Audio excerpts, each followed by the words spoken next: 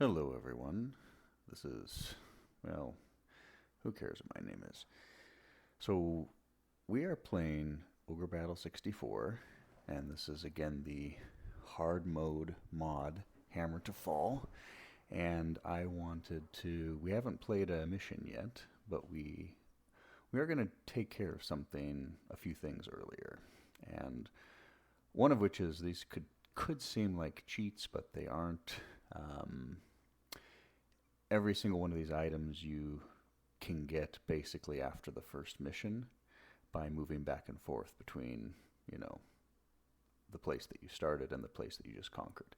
It takes close to, I would say, we could go 6 to 7 hours of constantly moving back, or a week in real time of just sitting in a map to get enough time to pass for you to get up to 99 years old to get all your birthday stuff. So basically, we're just going to give ourselves every one of these things at the start, and since we can kind of dupe all these anyway, um, we're going to dupe a few things.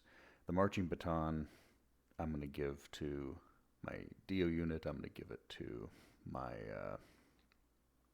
um, my Beastmaster unit, and probably to Bisk's unit. And the reason for that is because this decreases the amount of stamina, or increases the amount of stamina a unit has, so that they don't get fatigued as quickly. And I like the idea of a unit like Dio having that, as far as just like he's a soldier. I guess they're all soldiers, but I like the idea of my Beast unit having it. They're lightly armored. There's a lot of the puppies have a lot of endurance in my mind. Bisk is a lycanthrope. He'll have two Nerdamese warriors with him. They seem like they're pretty well conditioned and lightly armored as well. So that makes sense to me. And then the rest of this is pretty straightforward. Figure of Sleipnir, I'm not sure that's how you say it, but it makes them move faster, twice as fast. One thing about the original Ogre battle, um, your flying units moved quicker than ground units. In this game, for the most part, everyone moves at about the same speed, and there's nothing wrong with that as far as a game, but this kind of gives it a little bit more flavor. My flying units and a few of my other units are going to just move faster in general. Manual of Warfare, pretty easy to understand. You just get twice the experience. Mastaba's Barrier is not able to be cheated in, so we're not going to worry about that. Charge Horn, using Retreat earlier. I would actually tend not to use it, but I'm just going to take it anyway. I don't know who Diodora is. I'm not sure who No Wish is. These are presents that Magnus gets. It's part of the game.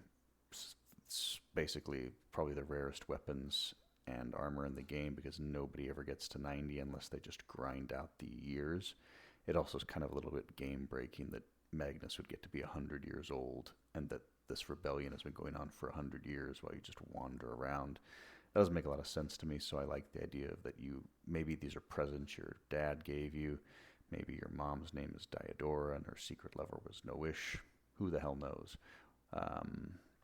I don't know what kind of story to make for those items, but the fun thing is Magnus can wear these.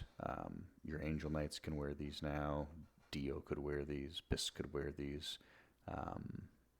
It's and they're really good. They're much better in this version of the game than they were in the original, so that's fun. I'm not giving myself any of this stuff. It's we get them throughout the rest of the game, and even though we would get them naturally if we were to just wait and go through all the birthdays, this is a hard mode, and while I'm the best way to just destroy any game is just to make all your characters overpowered from the start. So we're not going to worry about this. I did edit my units somewhat. I did give myself a few Medals of Vigor. That helps you get soldiers faster. In my opinion, that doesn't count as making the game easier. It makes it an easier experience as far as just getting soldiers quicker, which doesn't make the game easier. It actually makes it harder, because then you have more people that you need to level up. And it's more for my sanity than anything else, because it just takes a long time to farm up soldiers, and that makes it a little quicker. You get them at level after the 8th map, I think, which is fine. So I got myself some Medals of Vigor. Anyway, let's take a look at the game where we're at right now. I don't think the music's too loud. Let's check. So what's Titus at? I did lower Titus's level to 3 and Dio's level to 3 because everyone else is level 3, and that just made sense to me.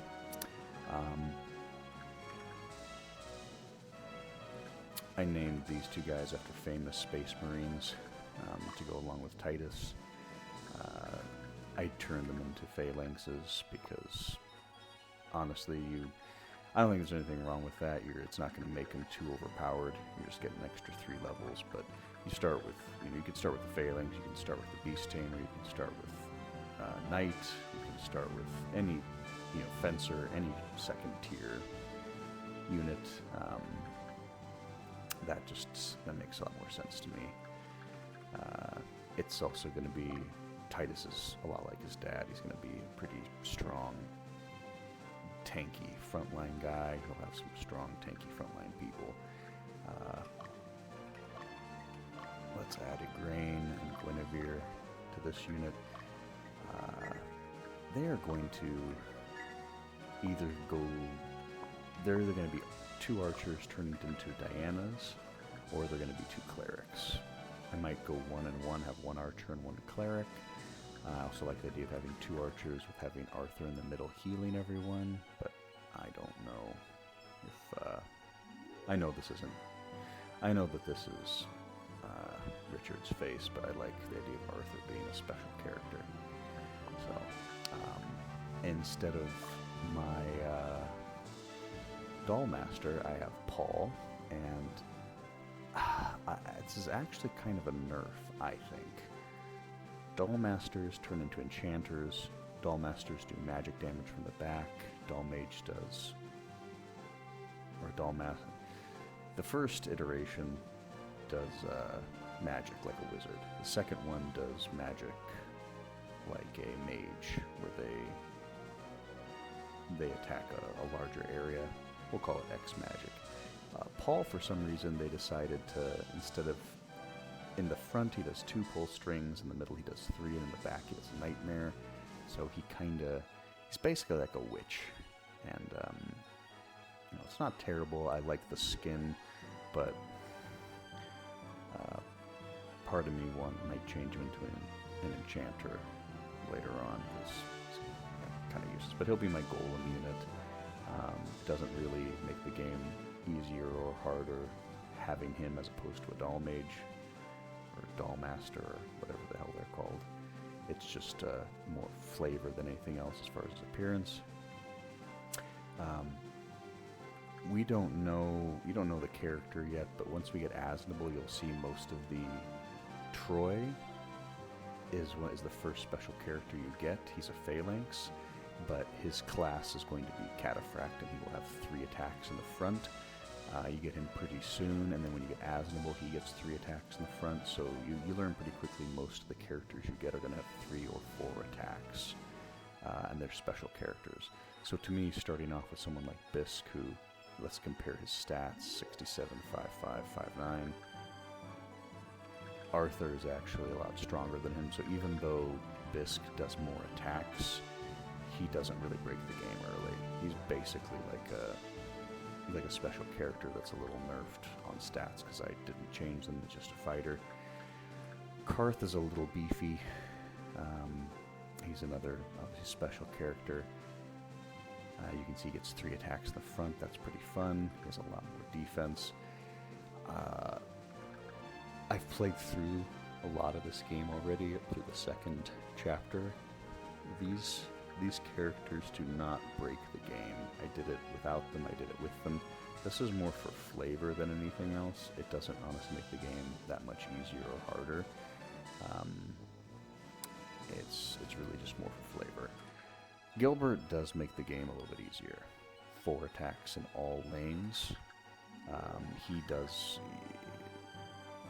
His counterpart that I had before, which you guys, I think, saw in the previous video, attacks 2 across the board. The Beast Tamer, and, of course, the 2 puppies. I'm not having them start off as Cerberuses. They're strong enough as they are, but he will be a beast unit. And I changed one of the fighters. Oh, Athos and Porthos are two characters from the Three Musketeers, which I thought was pretty fun. And anyway, these guys are very strong. You can get one of these guys either in the second mission or the third mission. You start out with one as well. I started out with one. I don't think it's game breaking or cheating to just have a third one or a second one just to play with.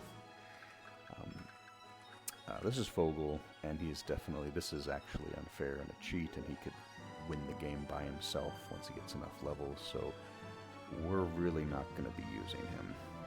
He's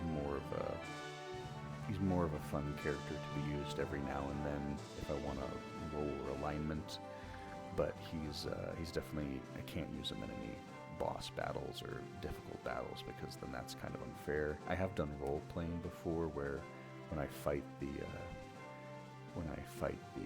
demons, I have this thought in my head that once the demons surface, Fogel decides to like return from the heavens or whatever to fight them alongside us because he hates all the demons and the ogres. But this is definitely an unfair thing to start with. I'll actually show you why. Let's look at the dragon helm. Well, Arment, 8 strike, 1 vitality. Lots of resistances. Let's go to the armor real quick. He's basically starting off with 20 vitality from his armor and helm, and basically a 1/3 resistance to all damage. It's pretty wild. And if we go to Sword of Tiamat, which was actually not a very good sword originally, it is now one of the better swords in the game. So, yeah, and also this is one of the few items that actually adds bonuses to level ups. Now it's health and strength if you hold this item. Scourge of Thor.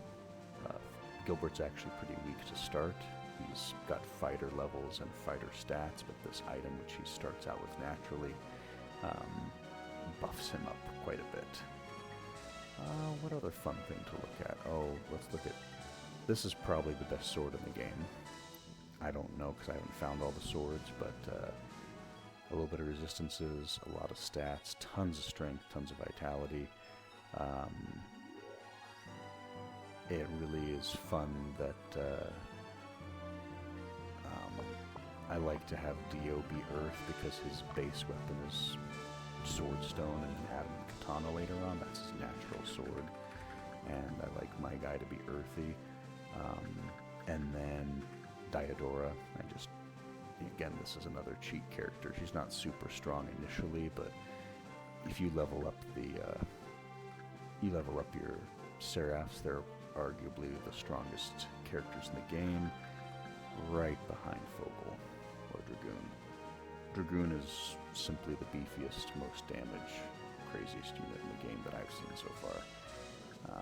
Lucius is going to go with Destin near the end of the game, so even though she's also a cheat,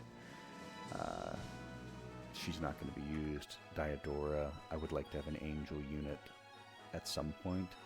Normally I'd have Katreda and turn her into an angel knight.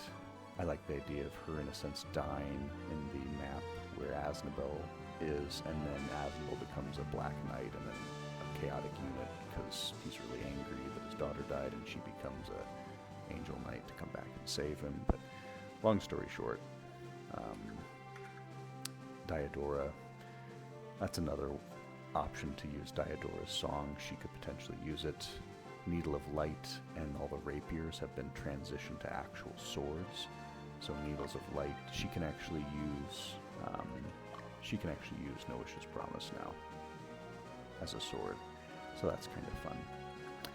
I will be getting some golems and some dragons on this map afterwards, but primarily this map is mainly going to be about farming up more soldiers. I've done different ideas as far as role-playing, where like you go to this map and you don't, again, we all know the story, but Hugo says there's beasts are rising up, go and take care of it. And it would make sense that since the Zenobians are helping these people start a rebellion, that Gilbert would be here kind of instigating a distraction. So he maybe operates in the shadows and then joins your party afterwards to kind of keep an eye on you because you're Ankith's son. Everyone seems to know him. So that's one thing with that. As far as Bisk, I love Bisk as a character, but I never am able to get him, and I have to sacrifice every other character that I like to get him in the game. So I just don't want to do that. I really like Bisk, so he's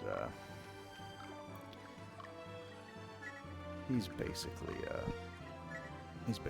knight that gets an extra attack. And well, I don't give him any crazy weapons. He's really not overpowered. But yeah, the only people I think that are truly overpowered are Fogel and the Angel Knights, which is why I'm not going to use them. Let me see. Let's give you 2 Medals of Vigor. We'll give Dio the Marching Baton. And Gilbert, you're going to get a Marching Baton too, and you're going to get Figure of Sleipnir. And you're going to get that because... Oh, I do have Mastaba's Barrier. I wonder how the hell I got that. Alright. Well, we don't really have to use that hardly at all, but...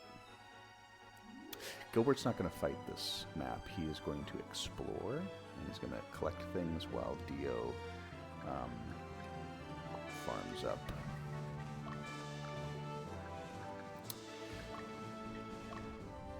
Soldiers. Probably should have done this organizing thing before. So I'm not going to use Bisk to farm. I'm not going to use Karth to farm. And the reason is because I don't want them to get any experience yet. I can raise that up myself later. I just want them to... they also have the unfortunate ability to attack 3 times this early on, and that will compromise my ability to farm, but really I'm just going to use them to funnel soldiers into Dio. And Titus. I'll probably use Titus a lot to get some soldiers early. Him and Dio are going to have the Medal of Vigor. Since they're just graduates at the academy, they're good leaders. In the sense of just not like unit leaders, but leaders as far as people. I like the idea of Dio and Titus, or Magnus, I guess we can call him whatever, but kind of working together to build and train an army together, because that's almost like Dio learning to respect Magnus as a leader and becoming a leader in his own right, so there's like a role-playing factor with that. And yeah. I'm really happy they took out healing for the clerics. Healing in the back row, it makes the game a lot more dynamic, but it also makes it harder for me to figure things out. So, you know, do I put 2 clerics in the unit? Do I put 2 archers? Do I put Freyas? I haven't had any dragon tamers yet, so I don't know what they look like. I may have to raise somebody up at some point just to see what a dragon tamer, dragon master looks like as far as their abilities, because everyone's been tweaked a little bit. But yeah, I think we're ready to start. Let me...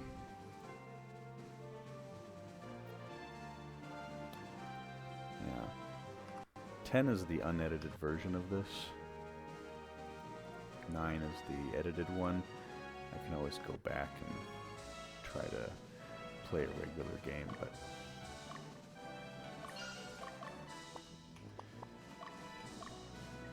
really this is just kind of to explore the game fully.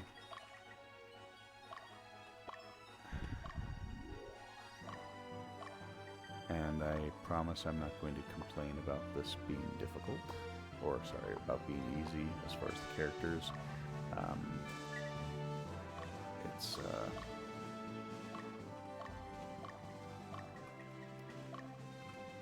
I am so happy there's a mod out for Ogre Battle.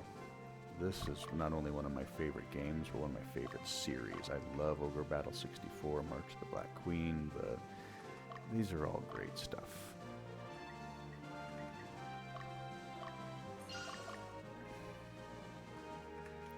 So we're just going to go and explore with Gilbert.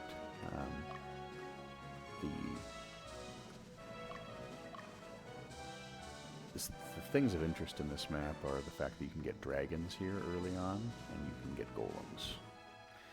Golems are actually worse than they were in the original game. Stone golems are about the same, but a little bit better because of the stats, and boulder golems are absolutely insane. Well, I'll just push pause and we'll get it moving.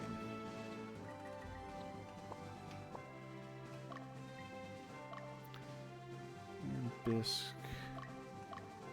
Or Lycanthrope. We'll give you a figure of Sleipnir 2. And a marching baton. Because you have an inexhaustible stamina. Oh, there's a lip smack. That's something I saw in like my 2-year-old videos from my last Ogre Battle stuff. When I was doing ratings for all the characters, which I want to do again once I get through this whole game for the mod. I tend to smack my lips a lot when I'm playing, and I can see how that would be frustrating for people, so I apologize. Dio.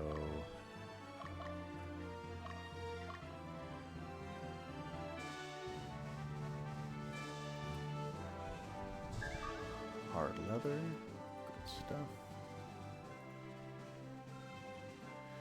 So you're gonna hang out there, Bisky boy.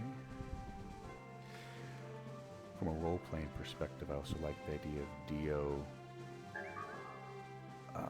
right before, for the episodes leading up to Raid. Old clothing, by the way, that's the Fencer's clothing now. Fencer is really, really weak as far as defense. I like the idea of Dio becoming a knight. Like he's almost like, even though I already have a knight, I like the idea of him kind of being your quintessential knight. That's what he says he wants to do, is go to the Central Division and bust his ass to become a knight, or that's what he's trying to avoid, but he wants to be a knight. And, you know, he's got the equipment, he's got the sword, and by leading soldiers, by becoming a good person, by following Titus's example, by fighting with Revolution, I like the idea of him being your first really lawful unit, starting a little chaotic, and then he raises himself up, and I like that from a role-playing perspective. Playing this game for me just to go through it over and over again isn't as fun. Like, I love the mechanics, I love the game, I love the story, I love the way it plays, but I also like to make it. I really like to role-play it, and a lot of that has to happen in my own head because I can't change a lot of the stuff in the game, but I can do so by having the characters change in certain ways or have their actions in the game kind of illustrate who they are and who I'd like them to become. That's one reason I can't play an evil playthrough. I want Titus to be a person of lordly caliber. I want him to be a good person. I want him to be the leader everyone wants him to be. So I'm going to keep there's the knight healing in the middle row, that's a difference. So even though this, I'm doing the wizard attacking twice in the back, it's not the hardest unit we've ever seen, but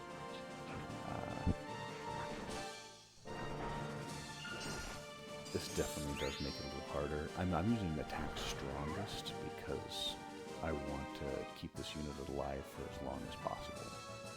I want to keep it alive for as long as possible because the longer it stays alive, the more I can, in a sense, farm it.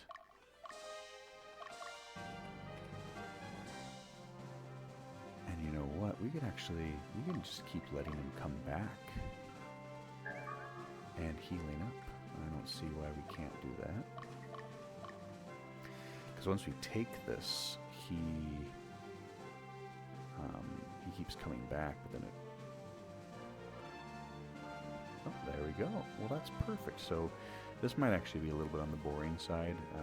For my own purposes, I would just kind of want to farm about 5 to 10 soldiers. And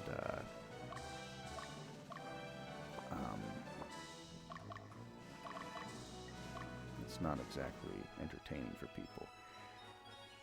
It's much better to get a lot of low-level soldiers early on, simply because it's better to be able to tweak them and turn them into the characters you want to turn them into earlier.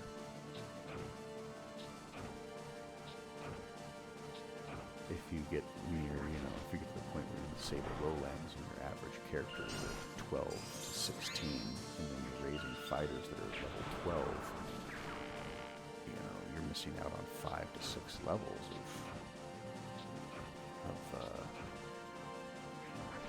like if you want a fighter to become a knight, it'd be better to raise him up as a knight from level 5 or 6. Because he gets better stats that way. Same thing as a phalanx, same thing with a fencer, which have ungodly... Like, fencers in this game they are so weak defensively to start. And it is so tempting for me to build people up as fencers because they get so much strength and so much dexterity to start now. And I love it. But they also miss out on a lot of mentality and a lot of vitality, and they are not durable. And there are missions where I've had a bunch of fencers because I'm leveling them up, and they just do not survive, and they all get killed. And what's the point of raising people up to have great stats if they're all going to be dead? Answer me that.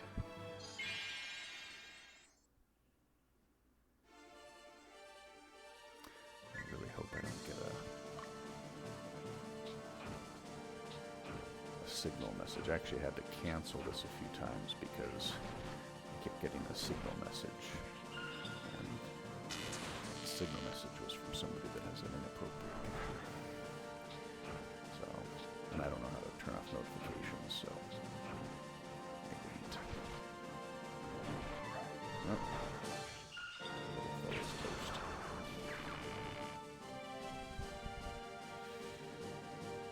There we go. So 3 fights, even though one of the little guys was wiped out. 3 fights is the number. That's how much we need.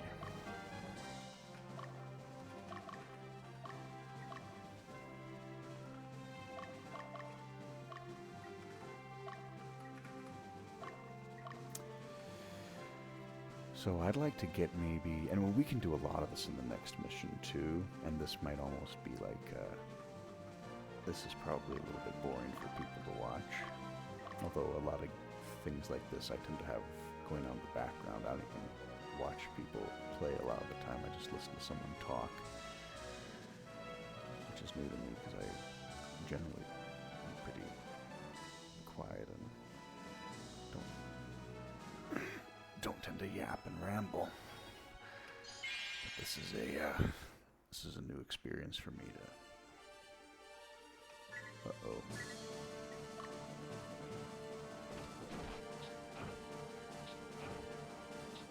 I probably need a little more time to heal.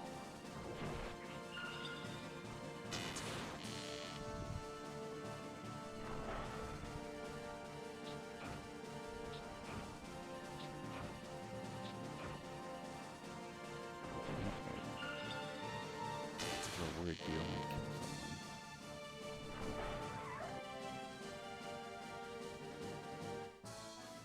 Okay. So we gotta let this guy heal for a while, Dio. So Dio is unaltered. Dio is just, his stats are exactly the same. So are Titus's. I guess the only difference is they're 1 level lower, but all their stats are exactly the same as they would be in the mod. Or maybe the vanilla version even. So the game is still relatively easy as far as this early part. The difficulty for me is more about alignment control, as far as controlling your character's alignment. I want Dio to get a little bit higher early on.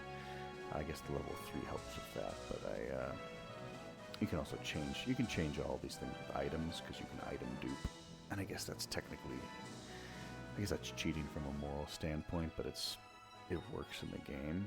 You don't have to, it's actually pretty easy, so I guess technically it's not cheating. But, that's probably the one thing I use a lot of those item dupe stuff for, is to do one of a few things, which is make somebody like Bisk Gilbert, and I just want to make sure this guy's not too beat up. Okay, good. What was I saying? Characters in this tend all towards being lawful, which makes it hard, because if you want to get the best ending, you need to have a very high chaos frame. And the only way to do that is to liberate strongholds, and the only way to liberate strongholds is to have the chaos frame of your unit match that of the stronghold. So the 3 groups you need is you need a few units that are chaotic, that can actually liberate low morale strongholds. You need a few units that are neutral, like around 50 alignment, so that they can liberate neutral strongholds. Like 50, exactly. That's neutral. So we'd need somebody like that wasn't super lawful and wasn't super chaotic, so that they could liberate that. That's probably one of the most difficult things to manage.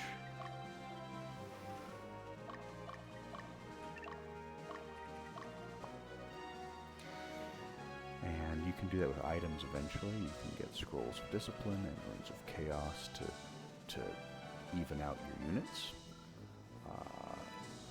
And that's totally from the game, but if I can do that in the game, I find it easier just to use the program that I use to, instead of duping in a bunch of scrolls of chaos. After I find it, I just change them. Because leveling this game is actually pretty slow.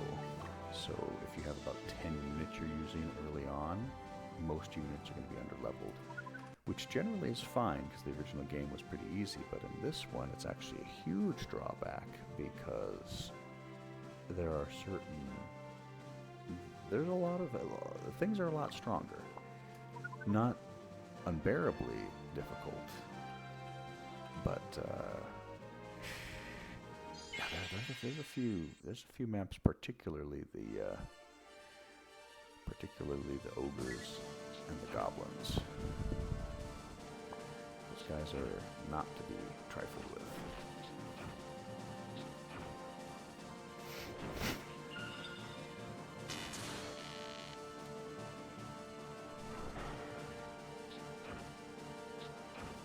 So this is what I tend to do in the first map, and the second one as well, is farm as many fighters as I can, and I use a lot of the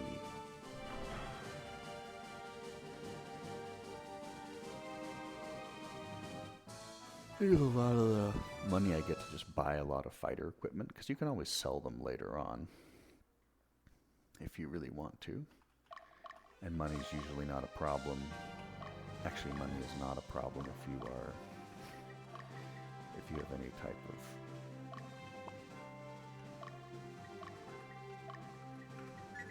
moral ambiguity within yourself, because you can literally dupe expensive items, scrolls of discipline, quit gates, heal seeds in your units, and just sell them and get an unlimited amount of money earlier. That's another reason why people say originally that the game itself is hard, when I said it was easy. I'm not saying it's one of the easiest games I've ever played. If you don't do any of the cheating, any of the duping, it's relatively fun, and I guess can be challenging, but once you play through it a few, and I think that's part of the thing too, is I tend to play a game like several times all the way through and practice different things as far as what works or not. And I don't think most people do that because most people have a lot more going on in their lives. So I tend to,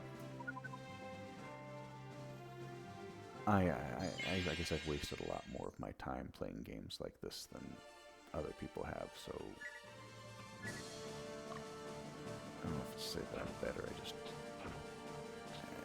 the more you play a game, the more you know about it. Oh, that's another thing to talk about, the soldiers. I don't know if we went over this already, but in the screen when you're looking at them, the soldiers are equipped with a Balder mail and Balder spears. So they actually have a higher defense and a higher attack than a lot of your good units. They do fall off later in the game, but they're still better later in the game than they were originally. They're actually useful now. And once we change the tactics up and they attack together, those soldiers will be doing upwards of 30 to 35 damage per attack. And that is actually pretty high, considering that most of the enemies early on are pretty weak. I think that is very, very strong. So how much fighter stuff do I have? 6. Alright, so we got 6 potential fighters to get.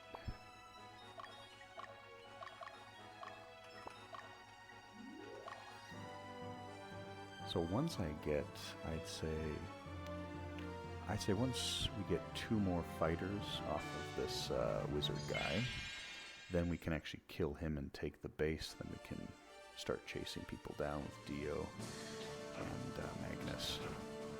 Everyone calls him Magnus because that's his normal name.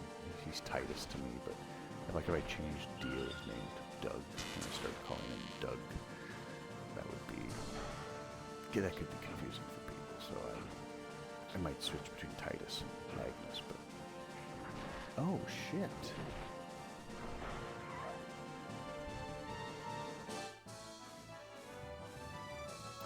Well, I could not restart, but do the whole save thing, but that's not particularly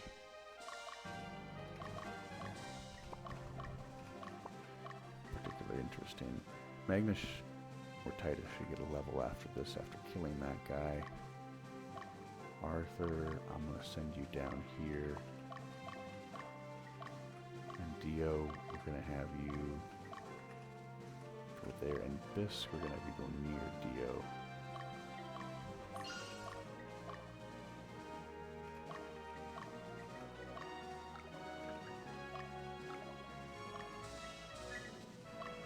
Uh-oh.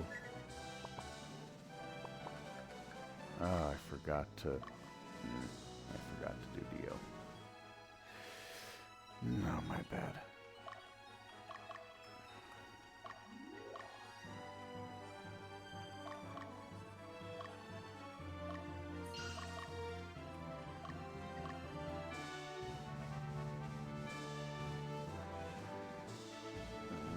What was I saying? I forget. My thoughts will trail off and I will get distracted and I will forget what I was talking about, and I apologize for that. Maybe I was talking about having Dio have a different name and that being confusing, or maybe I was talking about having... I'm not sure. I like fighting with Magnus early, and the reason for that is because he does not get alignment ups or downs. He's a very neutral character. So, I like to have him in a unit with phalanxes because A, they're tanky and beefy, and it matches his stats. He's not nearly as good as his dad, but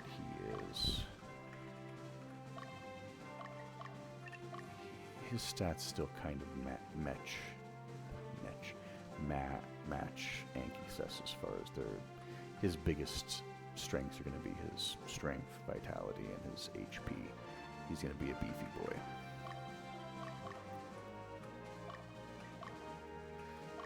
So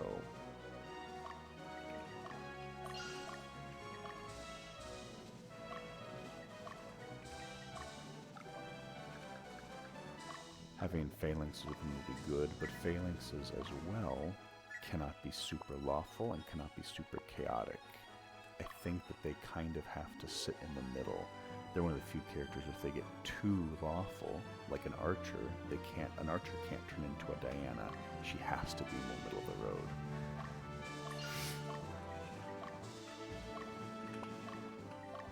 Which is a very fun restriction, I think.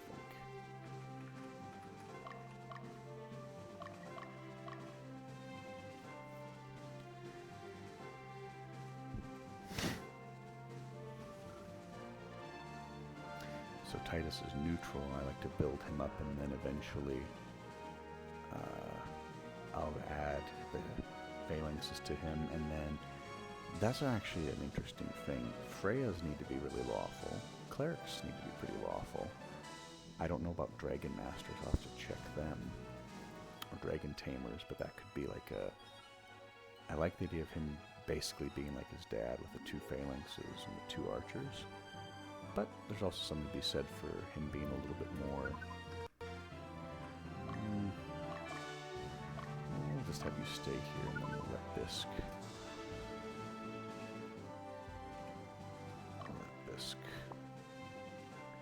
switch out your stuff. So Dragon Tamers might be similar. I know maybe they can't have too high or too low a chaos frame, so maybe they could sit in the middle row. Alright, so we got 6 battles between Magnus and Dio for them to get levels. For them to get fighter upgrades, so we'll send this back,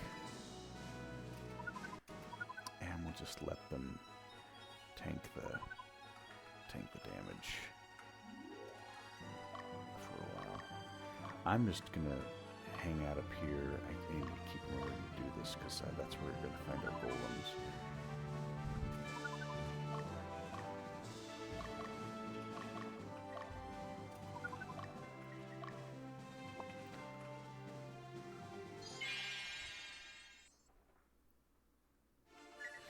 So that was actually a lot of damage that Magnus put out. He's supposed to... I don't think he's supposed to... I thought he attacked almost 3 times that time. That was not copacetic.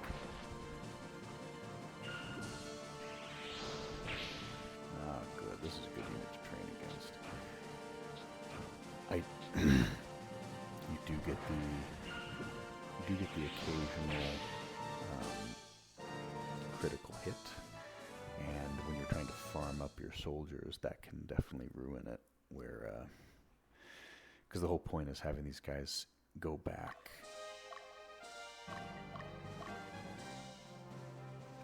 to a town and heal up, and then come back to your guys. And if you accidentally kill someone, then it makes it a little bit harder. I normally do not have the actions on like this because I like the game to go a little bit faster, but I have it on because we'll be seeing it'll be easier to catch. It'll be easier to catch there, like that right there. Magnus got poisoned. Oh no. Okay.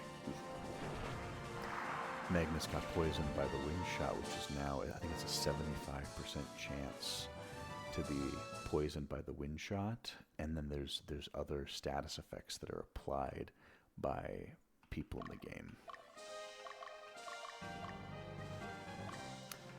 And I haven't experienced all of them. I do know that like Vad, if he attacks someone with his claws, he can paralyze them, which is an interesting modification for the game. I like it.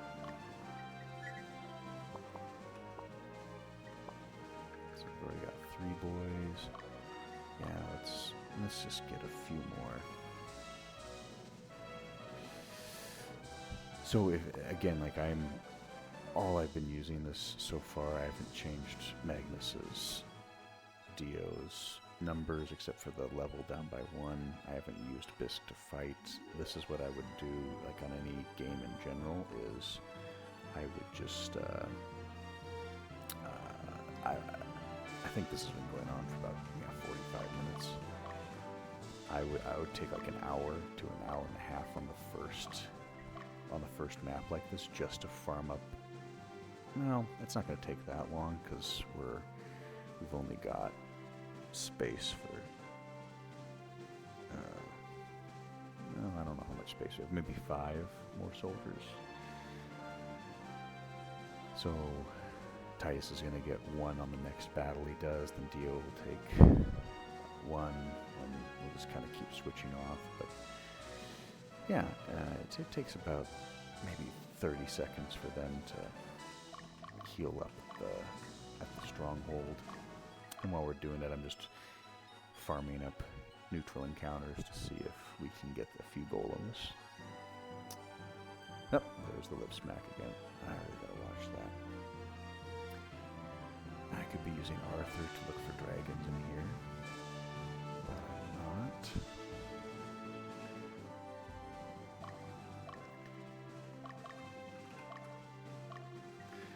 We're gonna go preemptively.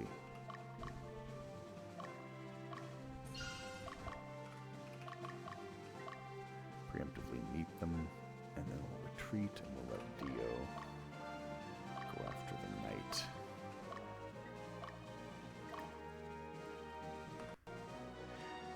This will actually help them heal faster because we'll knock them back closer to their stronghold. I keep getting into the habit of pausing and saving because sometimes you get 2 critical strikes and then you'll have to, it's just if you want to keep farming for a bit. It can be hard to do if all the units are dead.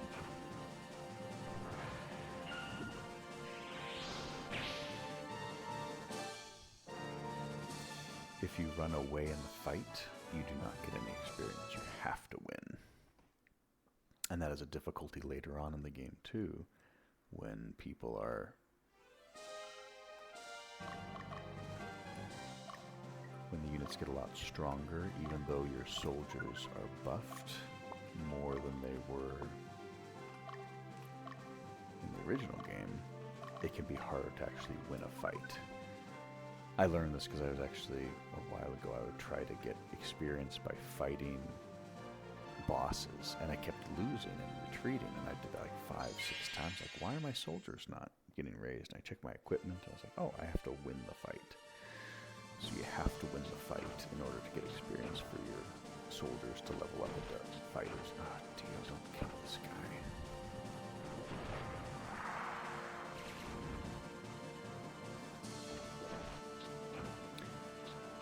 With Dio, I like to have the first 2 missions, those first training missions, not have him get any levels. And that way, even if he was still level 4, by the time you get to, you're fighting level 5, level 6 people,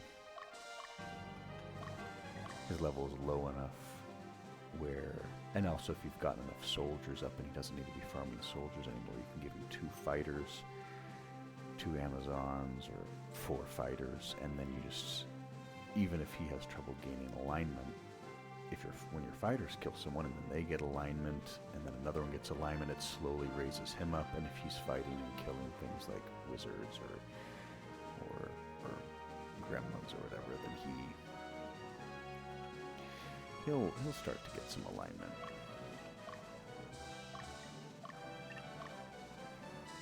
I like that. So I didn't change anything in Arthur's unit either. This is a pretty, I did change some things. Like I made this guy's face. I changed their names.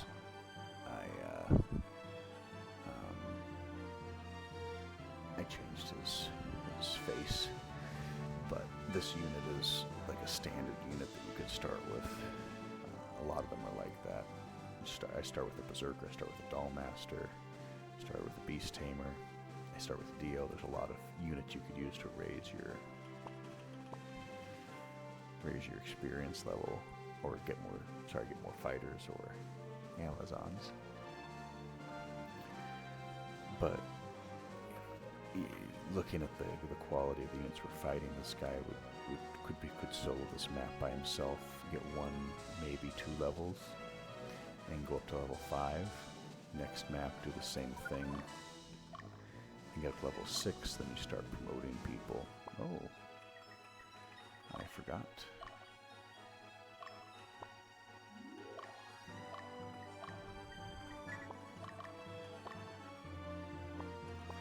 Dio, let's have you go out first because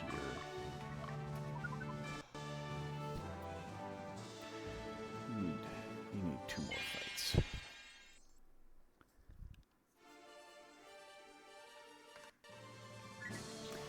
We are doing the strongest. Uh-oh. So Dio should attack the leader. Okay, that's good. It's most of the guides that you'll find as far as training up soldiers, finding units that you're fighting that have witches in them are great because they put units to sleep or paralyze them so that they don't do damage, and then you can kind of just farm them and keep farming them up.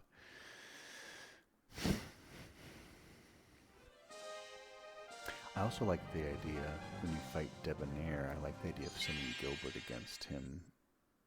Not that Gilbert would win or Debonair would lose or this or that, but the purpose of that is it's almost like Gilbert's betraying you or making it seem like Debonair is defeated when really they're on the same team and they don't want Titus to die and they don't want Debonair to die. So that is weird though, fighting Debonair, because Debonair is a character from the original game who probably got up to level 25 or 30, so the idea that he'd be level 6 here is pretty ridiculous. But I guess if he was level 30, you couldn't beat him. He would just one-shot you. But that's me rambling. That is me rambling. I don't know if I can make this full screen either. I just think there's a way. You can do full screen, I guess, but Alt and return.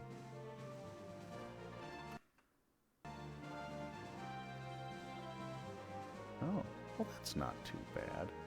I think the only issue with that is it's hard to uh-oh.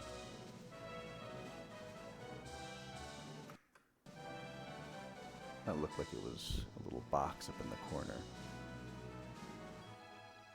I'll have to experiment with that as far as making it full screen and not having all this distracting stuff around.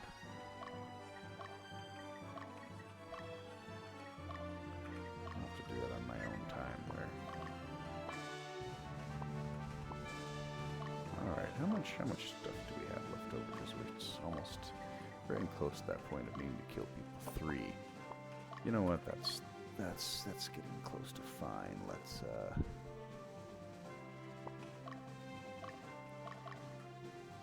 Titus is gonna get at least 1 soldier.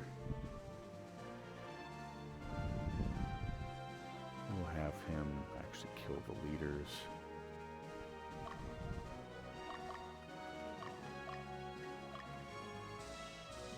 So we'll use Titus for the rest of the map, because... Oh, not the rest. I just want to avoid having Dio get any levels. There. Strategy. So this unit is definitely like a two battle kill. Oof. Really good animations in this game. I love it.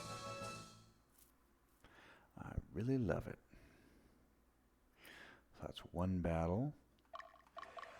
I could also use Arthur to level up and see if he could get some alignment.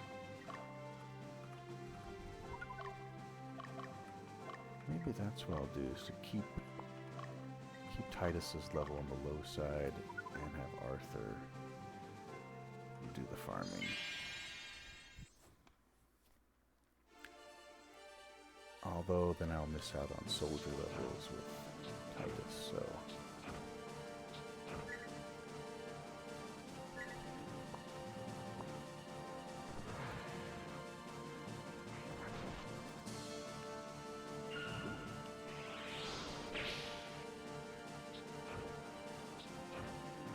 That was a good unit for farming.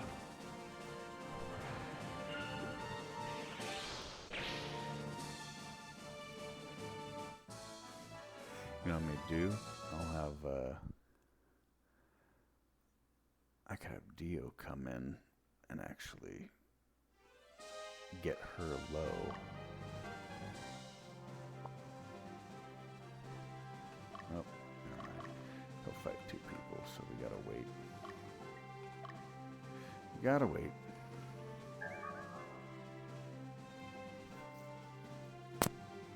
If I was to go over there and fight, I would, it's not the, this is kind of my OCD kicking in, but Titus would get a soldier would level up and become a fighter, and then he would immediately fight whoever's sitting on the thing, and even if I don't kill anyone, that soldier would get 1 experience point, and I know that's not important to a lot of people, but I need all of my, whatever unit he goes into, I don't want to risk him. I could fix it with the console or the program I use to. I want all of my characters to level up at the same time, have the same level, gain the same amount of experience. It's important to me.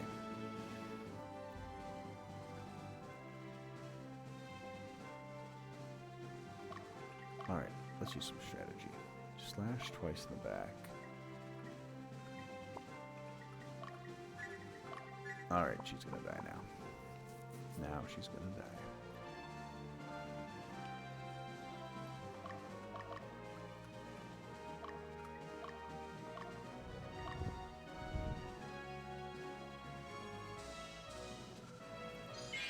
And Titus will go back. Then Titus will attack the Berserker. There we go.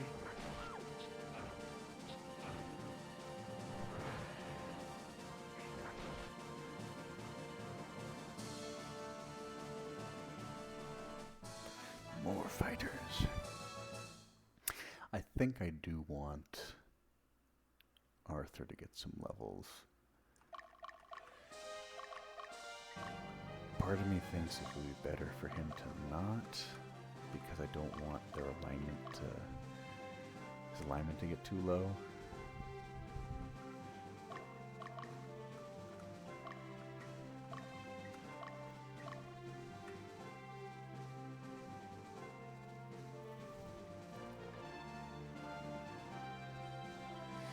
But he's a knight, his alignment's already on the high side, maybe it'll be okay.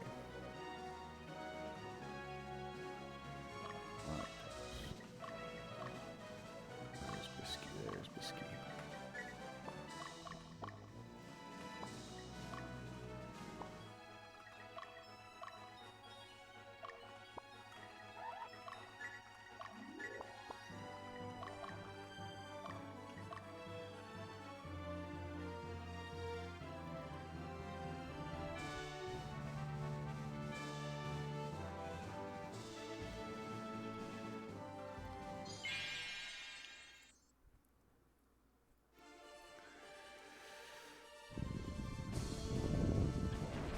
Ooh, nice. Maybe he'll get an alignment.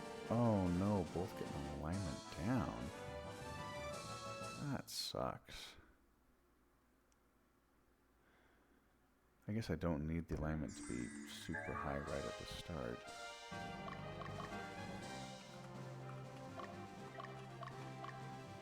What's your level 4 and 4? Oh, come on.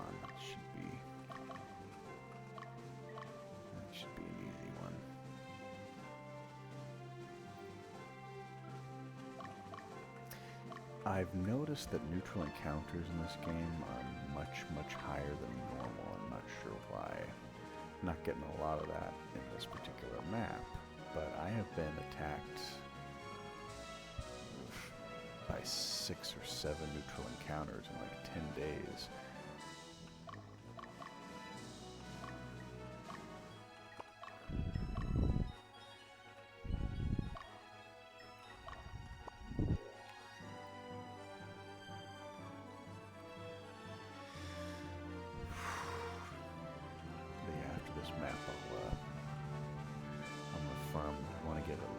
Maybe 3 or 4 young dragons with the right, I want a fire one, I want an earth one, I want air, well, water, but I'm going to need a black dragon, I'm going to need a,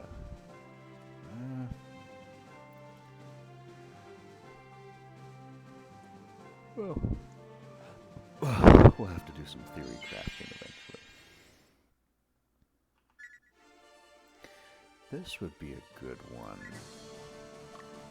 This would be a good one for you to do, Arthur.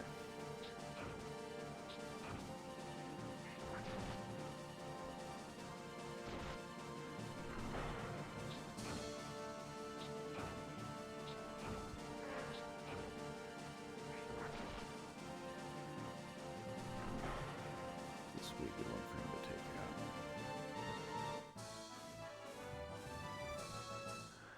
But yeah, let's play it safe. Alignment is a very tricky thing.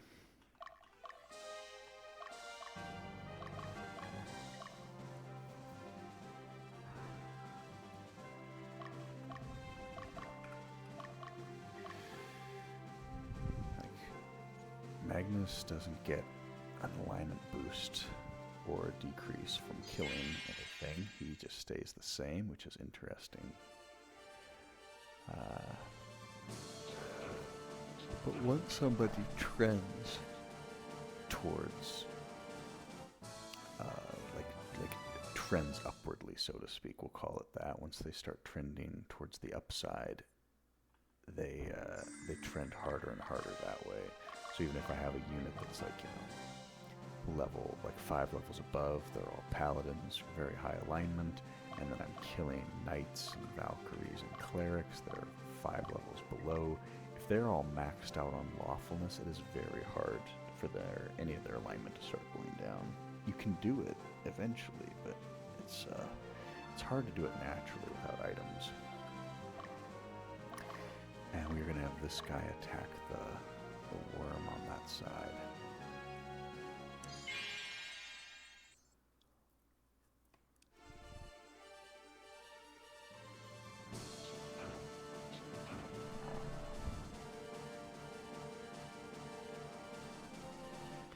There's me boy. There's me beautiful boy. So we're gonna have Arthur. I'm trying to get him some experience by having him focus on killing the worm on that side. Hopefully, Arthur, I positioned his stuff right. So we want these people to be over here. I think that's fine. Yeah. I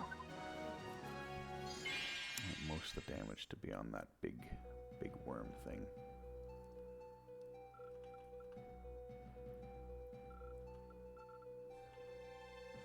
No, I wasn't controlling the beasts. Gilbert was, but I can't tell you that right now.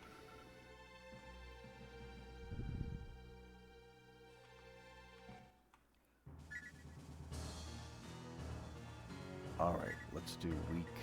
Let's try and get the worm down.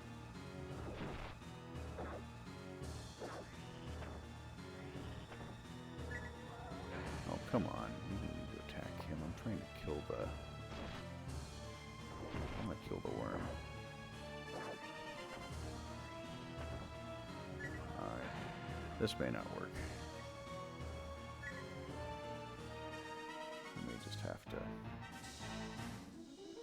May just have to settle for killing the guy at the back.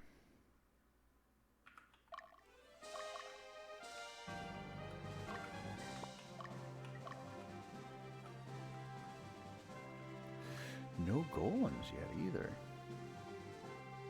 I'm surprised. Surprised Gilbert hasn't found anyone. I think the rates of finding them go up quite a bit once you go back and explore the map.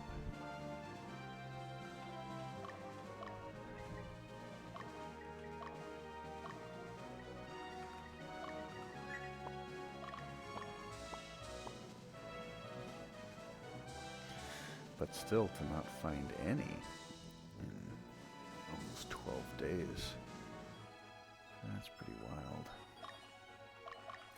Well, you go look for... Let's have you look for dragons while we wait. Alright. Alright, Titus.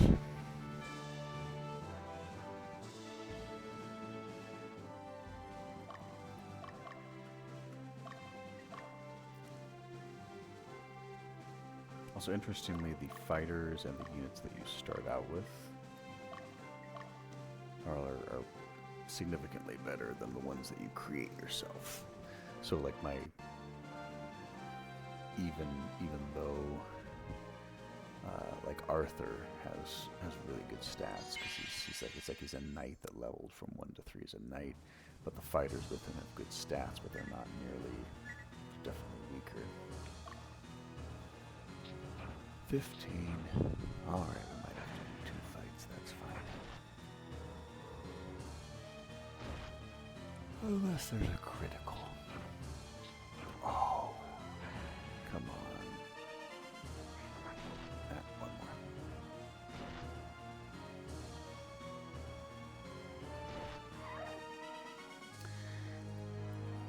Stabilo has been edited to have more life, better defenses, and now he attacks, I think, 3 times from the back.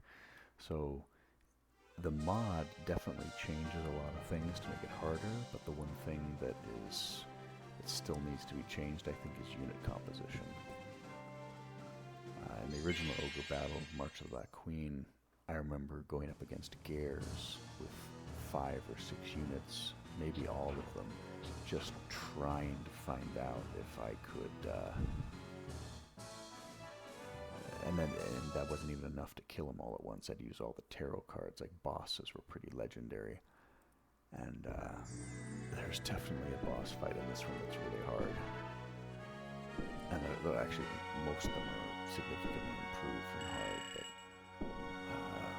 there's one that's basically impossible. I don't know if you can do it without people dying. I need to experiment with having an expendable unit to really harm some of the units.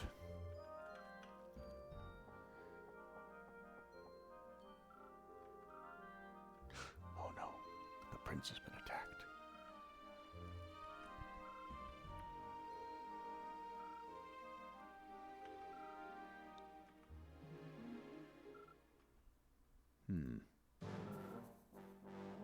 I need to check the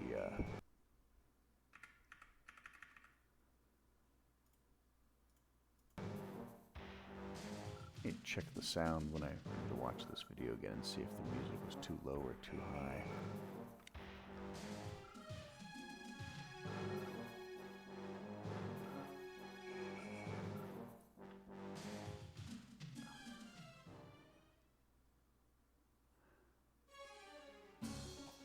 Attaboy Pugdy. I normally call Titus Pugdy, but I'm on a Warhammer 40k kick and I love Titus, so he's going to show his lordly caliber. And Dio's going to be like, but by ourselves? Are you crazy? Where exactly? I have so many questions and objections, but I won't do anything because I'm not a leader yet. Yeah, that's what you ask a leader. What are we supposed to do? And Titus is like, we're going to go rescue the prince because we don't need the main regiment. We don't need permission. We're not gonna we're just gonna, he acts. That's why Diomedes is gonna respect Titus, because he acts.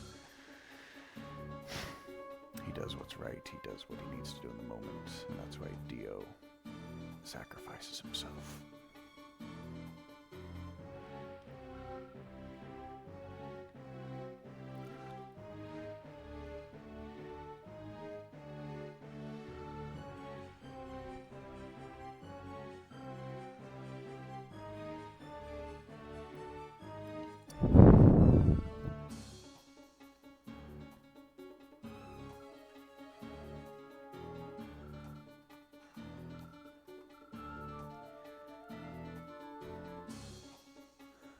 Perfect. So at this point, if you wanted to get all those fun items from What's-His-Face's birthday, you would walk up here and back, and that's 6 days. So basically 3 days at a time, you just do that until, you know, you get 36,000 days out of the way. And that's how you build up your birthdays and get to 99, which of course is a little silly to me. Lots of fighters. We got 7 that time. 7 fighters. So, and like I say, like Bisk didn't fight, Karth didn't fight, none of our OP units fought.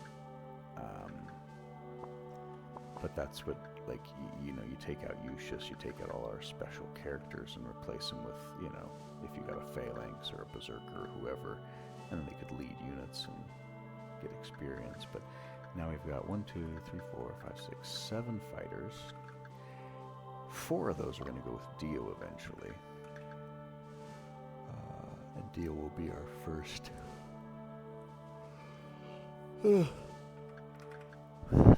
I like the idea of him kind of being like our first knight, but it's okay for... Yeah, compare Dio. 69 vitality, Arthur has 77. Let me just check something. Armet adds a vitality. Balder Sword adds intelligence and mentality, but no vitality. What about Kite Shield? Kite Shield adds vitality. 13, 10, 7. So knights are pretty beefy with that. Plate mail, Balder armor is pretty good. Heavy armor is pretty good. Angelic armor. These are a few things I wanted to check out and see, but also potentially put on special people at some point. Blue sash. Valiant mantle. This is what our puppies wear.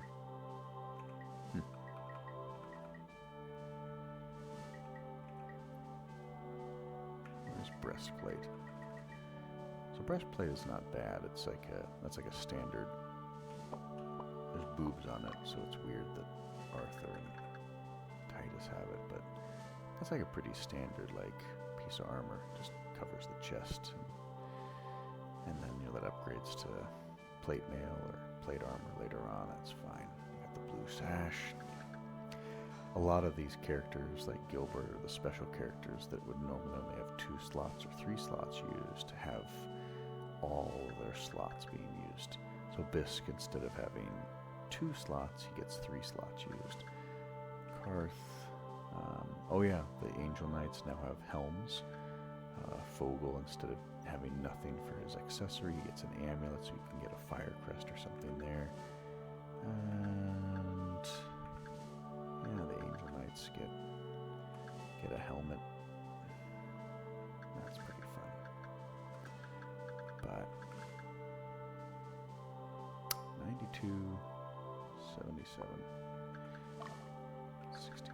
So Arthur actually has 15 or 12 less vitality. So I guess Dio is a little bit beefier than him. That's fine. So I am planning to go back to the Tenne Plains and farm a couple of golems and some dragons. I am happy to keep recording. If people don't care about the whole farming for golems and whatnot, then they could probably leave. If you don't want to do all the walking around yourself, you can literally just get in the game like this and just wait. It takes I don't know how long it takes, what, 30 seconds for a day to pass? How long would that be for 36,000 days? Well, that'd be a lot of time. You'd have to like go on vacation and leave this running. I think that's one of the reasons why it's fine for me to not wait for the birthdays to happen, because that would be just a little too long, personally.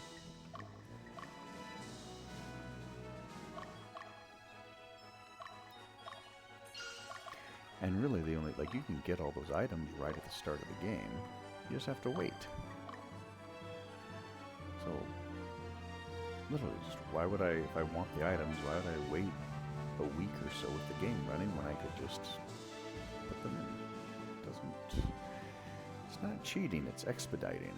Same thing with, like, you know, all those battles I was fighting. I could have not had the Medal of Vigor, and I just wait. All right, I'll just have it be 5 battles instead of 3. No, that's gonna make the video. That's gonna make the game go like. It's just gonna be an extra hour of fighting and waiting. You know? I don't need to do that. I'm 40 years old. I don't have as much time as I once did when I was younger.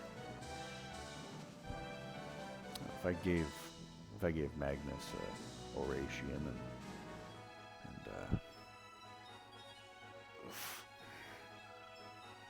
a helmet and fire crest or whatever it is, then yeah, I guess that'd be cheating.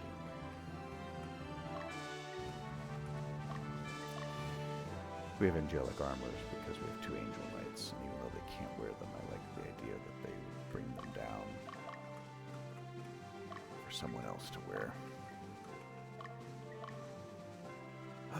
Wild young dragon. Let's save. Now these guys have to be beaten up a little bit before they join.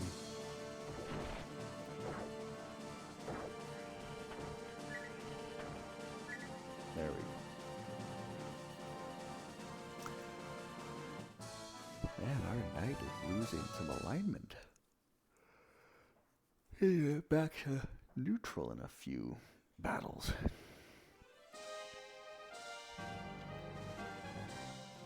I like the idea of each unit having a theme, so dragons are a lot stronger, but even when they're not, like, if I like the idea of Troy being a legendary, beefy ground army.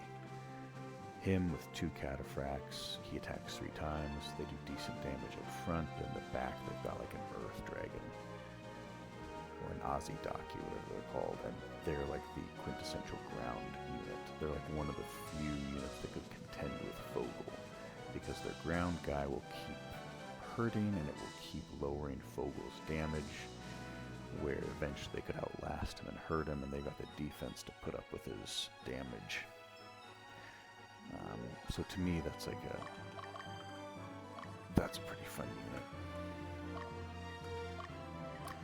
And Aznabel, if, I determined to do a Dragoon later, but his base class is good enough where he can stay the same. So I put him in a unit with 2 Black Knights and either 2 mages behind him, or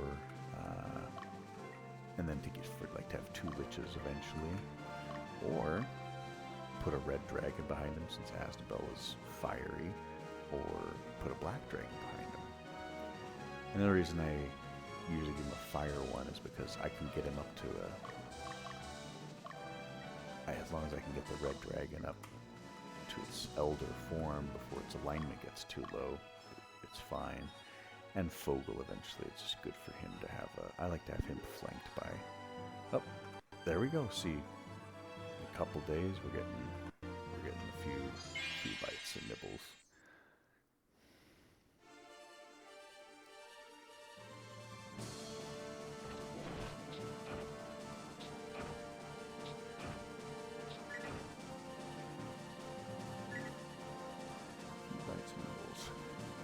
I'll hear the Fogel being flanked by 2 black knights, having a black dragon in the back. The black dragon would do, of course, bane damage, but then your black knights can be upgraded to do, they can have fire weapons, they can have air weapons, they can do whatever. Same thing with Fogel, so you can have a fair amount of elements in your unit, so that they're not just pigeonholed to all being. Actually, I think in this game the Black Knight's base weapon has been changed to be the procs, the fire axe. So that's fun.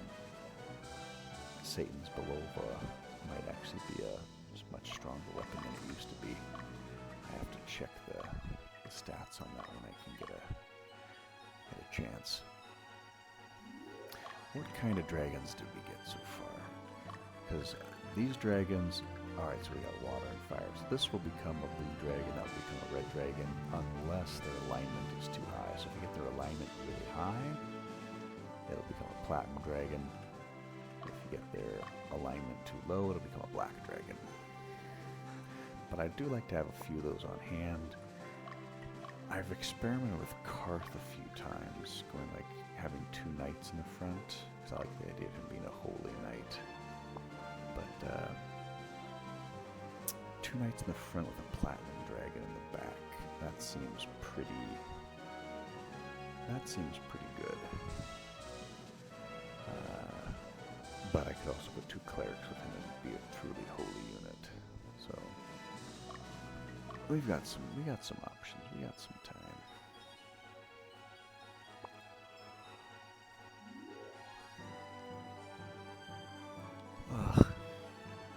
I'm gonna try to get 3 golems, and then I'll change one to a stone and one to a balder, so you can kind of see the difference in there. All right. I don't know if we need any more dragons.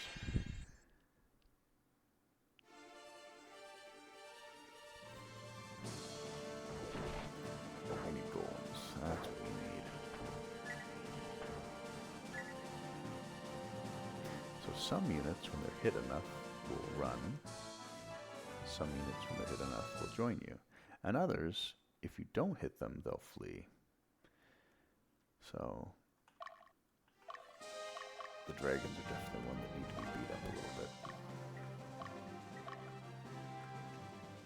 I think I'm good on dragons now. All the dragons in the game are now great. They're a lot stronger than they used to be. But there's a map where I can farm or get a platinum dragon, so I can wait on that if I want one. And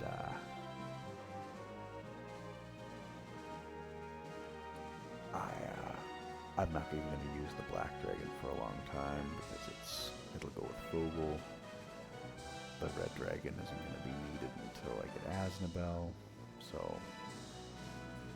the truth is, I don't really even need the golems because I'm not going to use them.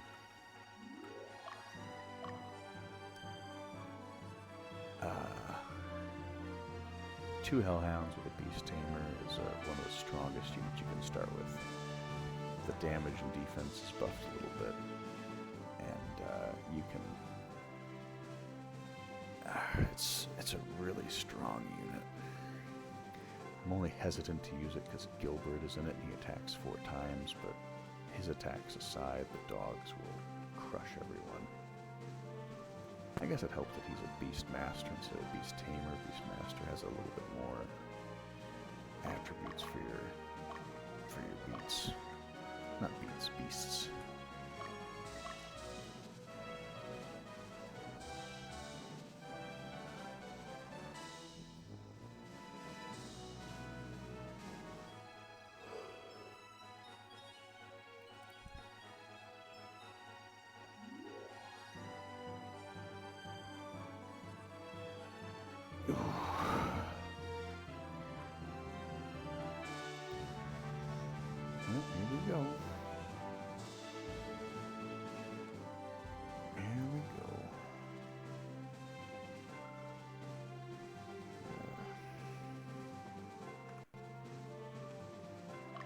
Come on, Gilbert. Come on, guys. Give me some golems. Maybe I'm too close to the edge of the map. I don't know. We got 3 dragons in under 5 days. I'd probably get more if I was going over there, but I'm not getting any golems. Not getting any golems.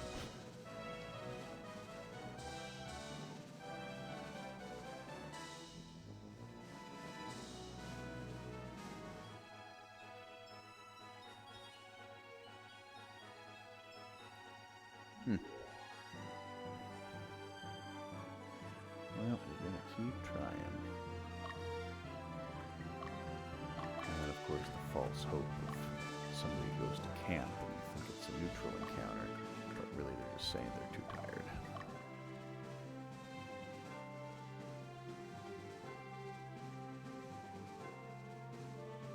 There we go.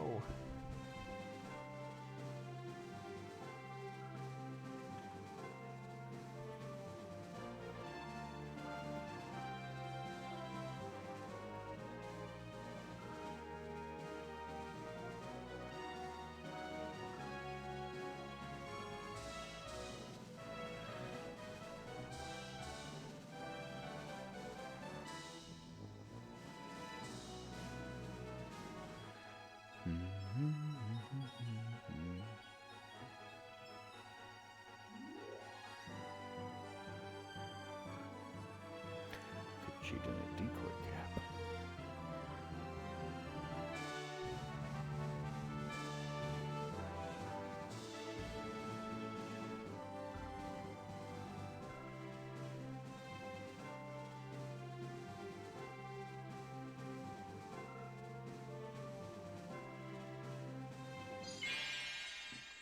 There we go, there's one. Now golems love to serve, so they should. Yeah, I don't even need to hit them. They'll just join. I might get like 3 or 4 of these guys, because I kind of want to change them into different... oh, there we go. I want to change them into a few things just so you guys can see the different levels.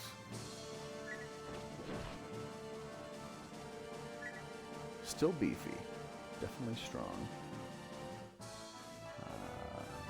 Not as much life as before, I'm guessing, but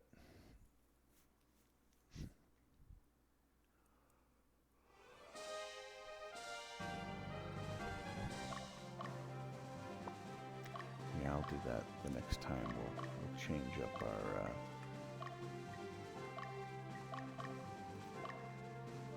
change up a few golems so we can see the difference between the stone, the boulder, and the... I guess it doesn't list their resistances. It does list their defense and their magic resist, which should be fun. But it'll list their attacks. We could potentially get some champion statuettes to see what the difference in their level growth is.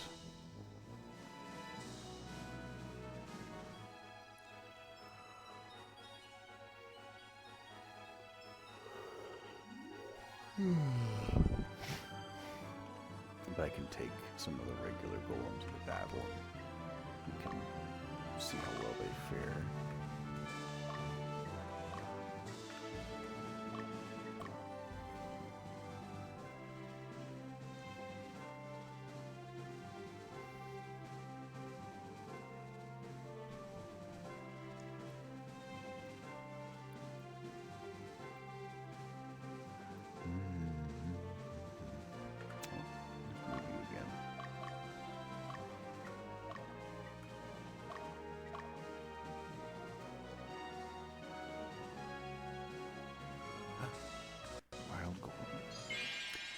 So I think I want to get enough golems. Well, you know what? I could always create a save game. That's some good damage, puppy. I could create a save game where I edit them,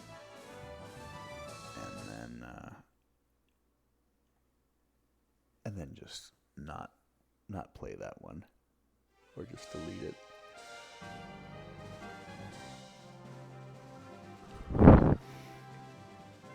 So I'll probably... Alright, we got 4. That'll be enough. I want to keep 2 regular, and I'll change 2 to Balder golems, and I won't use the Balder ones, but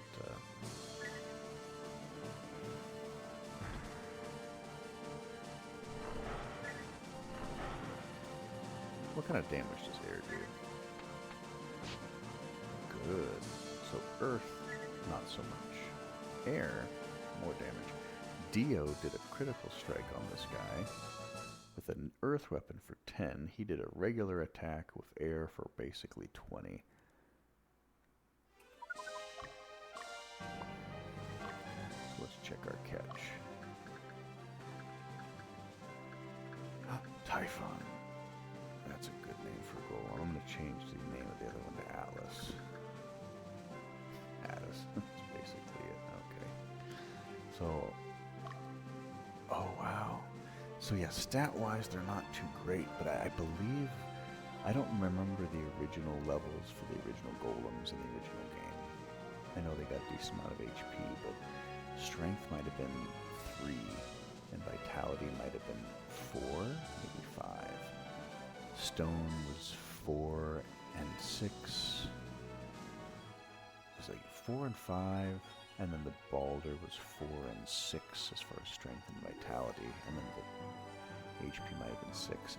I know in this one that the strength for the regular golem might be 5, the stone is 6, and then the Balder golem is 7, and the vitality is like 6, 7, 7. And HP is up there as well, so they're all pretty tanky, but yeah, the way you kill them is magic and elemental weapons. But look at their equipment. You start with a tunic and an iron helm, so you get a little bit of extra vitality, a little bit of resistances from the tunic.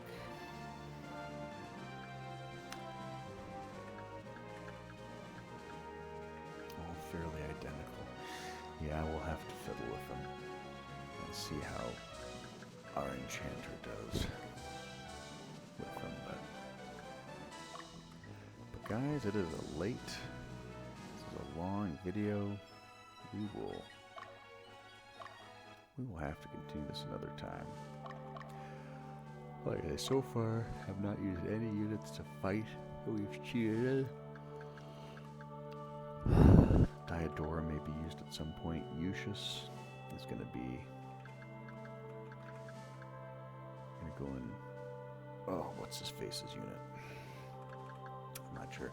I also considered having 2 Angel Knights in Karth's unit instead of a dragon, but that's just so OP. These girls' stats are pretty good right now, but they literally, all of their stats, we're talking 6 to all stats and 8 to dexterity. Like they get 1, 2, 3, 4, 5, 6, 6 times 6, 36 plus 2, 38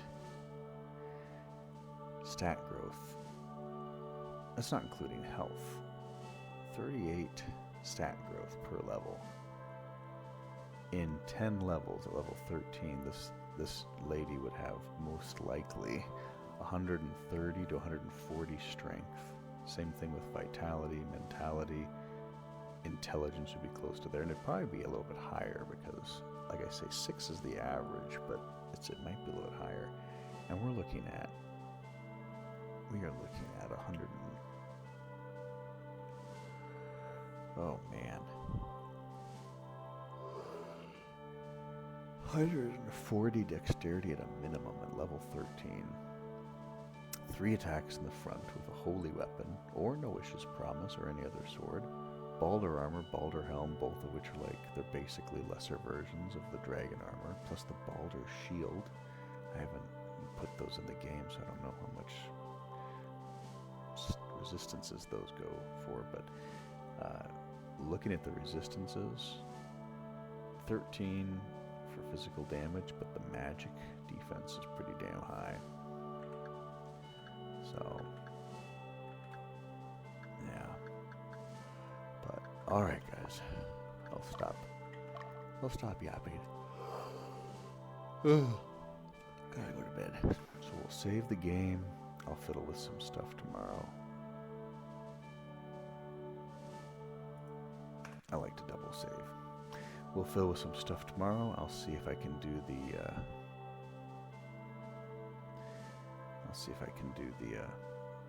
the large screen at some point. But until then, guys, we will play later.